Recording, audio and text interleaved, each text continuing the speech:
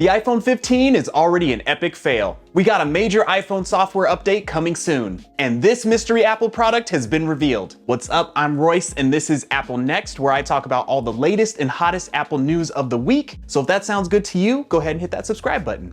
And let's get into it. First up, it looks like we got some bad news regarding the iPhone 15, but also some good news mixed in with the bad news. Okay, so here's what's happening, right? It looks like the iPhone 15 is going to get a pretty decent camera update. It's gonna upgrade to the 48 megapixel camera that was introduced in the iPhone 14 Pro and Pro Maxes last year. So that tends to happen where Apple will save its best features for the Pro model iPhones, and then they'll start trickling down to the regular iPhones, usually the year after or a couple years after that. So it looks like it's gonna be the same story with the iPhone 15s getting that 48 megapixel camera update. So you're probably like, okay, cool, better cameras, what's the problem? Well, it seems to be that the regular iPhone 15s, not the iPhone 15 Pro or the iPhone 15 Ultra, the regular iPhone 15 and 15 Pluses may see a delay in when they're actually released because of this update that they're getting to the cameras. And it seems the delay is due to the production of these new sensors. They just can't make enough of them right now, which unfortunately is kind of a tale as old as time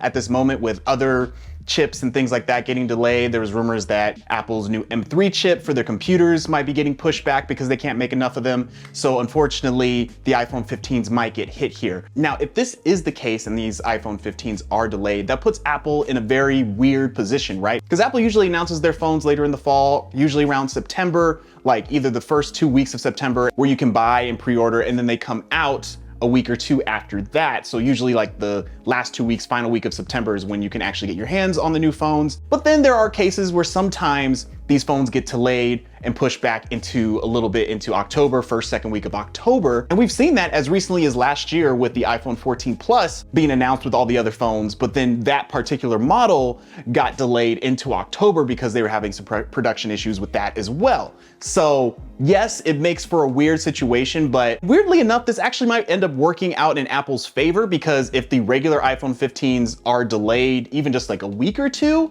then that might give people more incentive to upgrade to the iPhone 15 Pro and the iPhone 15 Ultra or Pro Max. We're not sure what it's gonna be called yet. I hope it's called the Ultra because it's just easier to say. And if that ends up being the situation, there comes another problem with that, because that goes into my next point with some more bad news, is that the iPhone 15 Pros and the Ultras may see a price increase from last year's iPhone 14 Pro and Pro Max models. And right now you get an iPhone 14 Pro for $999 or $1,000, and then the Pro Max starting at $1,099 or $1,100. And so if these prices do increase, it'll probably bump up maybe another $100 or $200. And that's crazy talk, right? Because ever since, at least to my knowledge, since they've released the Pro versions of these iPhones, they've kept the exact same price kind of, setup for all these releases. So this would be like the first price bump if they do this. And it just leaves you wondering, like, why would you want to do this? As we've seen, iPhone sales have kind of dipped, and Pro models are, still selling well, but the regular models are kind of like in this weird gray area, right? Because if you look at the iPhone 14 Plus, which starts at $899, and then the iPhone 14 Pro that starts at $999,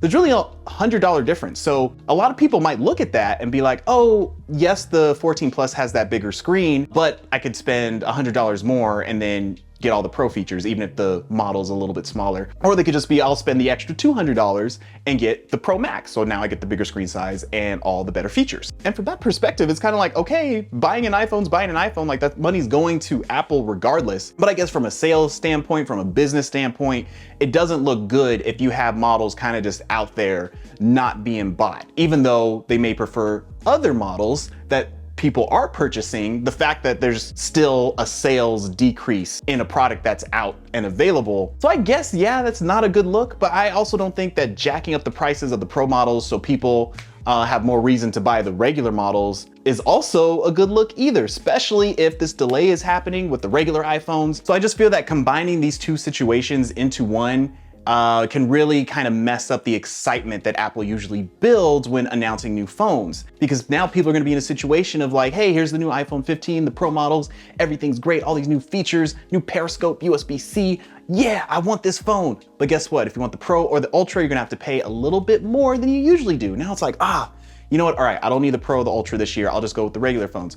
Oh, yeah, funny story, you're actually gonna have to wait like another month for those too, because we're having issues making them. So, because I feel like that might create situations where it's like, well, I already have the 14, I guess I'm good, I don't need to upgrade. Or even people who have the 13 might be like, well, you know what, let me just bump up to the 14. I don't need the newest, flashiest thing. But there's also the other side where people are just like, well, all right, screw it. I'll pay $2,000 for the new iPhone 15 Ultra, whatever. So it may be an issue, may not be an issue, maybe just some headlines of some articles. Apple, how could you? This is the most horrible iPhone release. And then we hear their quarterly earnings. They're like, we've sold more iPhones than we've ever had. That's just how it works out for Apple a lot of the times. Bad news still ends up with them making a lot of money. Next up, Apple just revealed some really awesome features coming in the next software update. So I've talked about this a little bit in my other videos. We're in the month of May right now, but what happens in June every year is Apple has a keynote called the Worldwide Developer Conference, or WWDC, where they show off their latest software updates and all the cool features that we can expect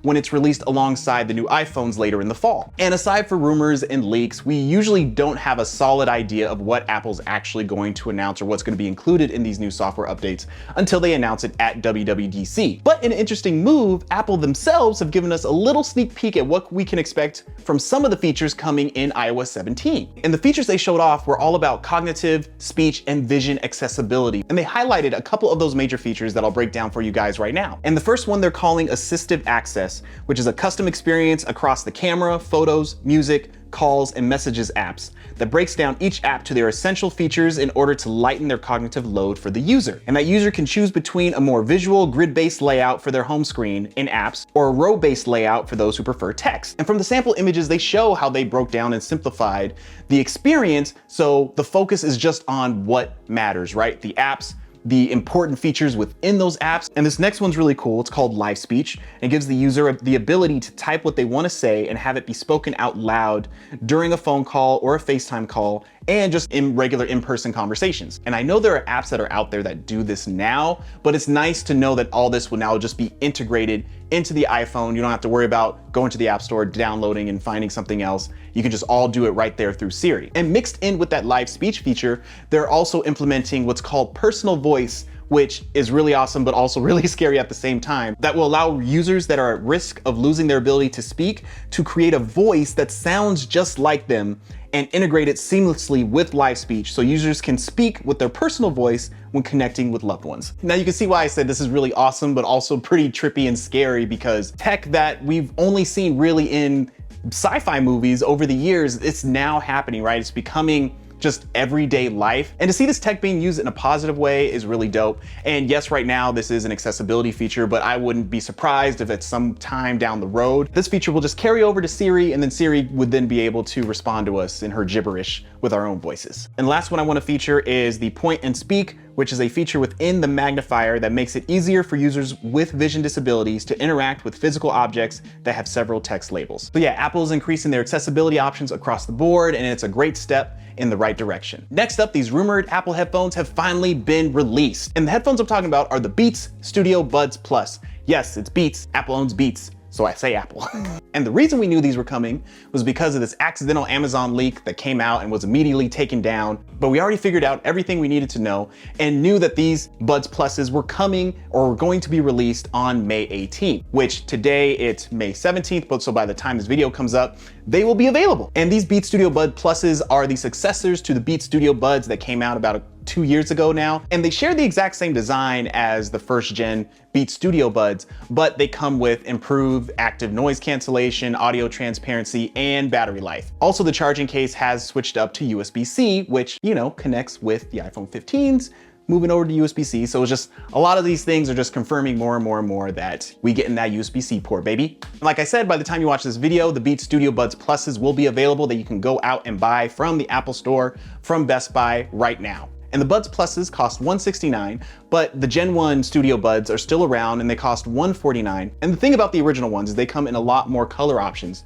where the Buds Pluses just have 3 colors. They have the black, ivory, but it has this really cool transparency color that just reminds me of the good old days on my blue transparent N64 and my see-through Game Boy that I had. I don't know, it's something about being able to see through into things and you could see all the wires and stuff. I find it cool, I don't know. But I will say the one thing that is keeping me from getting these Buds Pluses is that, yes, they are Beats, they are Apple, but they do not come with all the Apple flavorings and features that you'll find in the AirPods. So for example, it won't have features like head tracking, or a big one to me, audio sharing, which is Apple's feature of allowing you to pair up to 2 AirPods or other Apple headphones that support it to one device. So say you're on a flight with you and your significant other, you guys wanna watch a movie together, instead of having those split wired connectors and things like that, you could just use audio sharing that'll allow you to listen to the same device wirelessly, which is really cool. And yes, that does suck that they won't have these features, but there is a reason for that. And that's just to make them more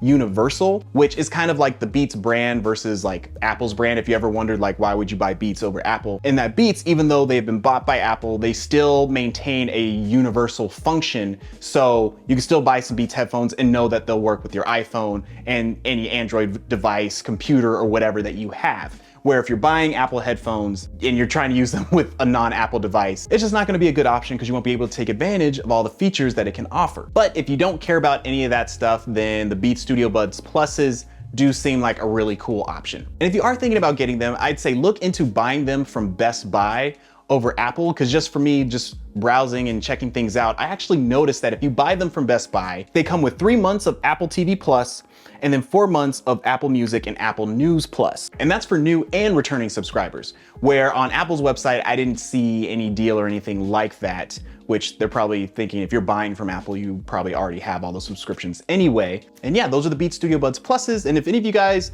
end up picking them up, definitely let me know in the comments below what you guys think about them. And next up, some more information about Apple's secret product has been leaked. And by secret product, I mean, it's not a secret at all. It's Apple's virtual reality, augmented reality headset, whatever it's called. More information about that thing right there has come out in the form of a registered trademark that Apple has made for this thing called XR OS. And from the name alone, it seems pretty reasonable to think that this is tied to Apple's virtual reality headset. And so the XR stands for extended reality, which is supposed to be a blend between virtual reality and augmented reality, which goes along with what we've been hearing so far, that Apple wants to bring a very different and specific and unique experience to this headset that's completely different from all the virtual reality headsets that are out there today. And though we literally still basically know nothing about this, word has been trickling out from people who have gotten a chance to test whatever this headset is, and a lot of the responses are really positive. And one comment notably that came from the founder of the Oculus, Palmer Luckey. And he said just in a tweet, the Apple headset is so good. And though he didn't use a lot of words, this coming from someone like him is huge. Because if you don't know, Facebook, or now Meta, did not create the Oculus. As we know today, the Oculus Quest, or the Meta Quest, which did its part in making virtual reality headsets kind of more universal and acceptable and affordable. But before that, back in like 2012, the Oculus started off as a Kickstarter project. I remember being at home reading the headlines of like, oh, check out this new Kickstarter project. It's called the Oculus Rift. It's amazing. It raised over $2 million. And in that video was the founder of Oculus, Palmer Luckey, talking about how he just wanted to create a virtual reality headset that he felt did not exist at that point, that had all the features he wanted, and that was a little bit more affordable for people to actually buy and have in their homes. And it blew up so fast that before they could actually release their product to the public, Facebook caught wind and bought them up for like $2 billion. Yes, $2 billion. And then Facebook, they Facebooked it, did their thing, and now we got the Meta Quest that is today. But that's how it all started, and it came from this guy here. So the fact that he is now saying that whatever Apple is doing is so good says a lot. He also spoke about it a little bit more and kind of confirmed some of the other things we've been hearing, in that this thing is gonna cost a lot of money, but they're doing that on purpose to limit the amount of people that have access to this, to kind of figure out the direction it actually needs to take. And then once that's done, then Gen 2, maybe Gen 3, we'll start seeing the prices start to drop. Features may get more simplified, but it seems like for this first generation, they're just gonna throw everything that they have at it and see what sticks, and then start bringing the price down once they kind of hone in and focus on what this is actually meant to be. So hearing all this actually got me a little excited. I didn't really know how to feel about this whole headset thing. I didn't really care, but now I'm more intrigued going into June at WWDC, where they'll finally talk about it, and then we can really see what they're about to do. And that's all the Apple news I got for the day. I'll catch y'all in the next one.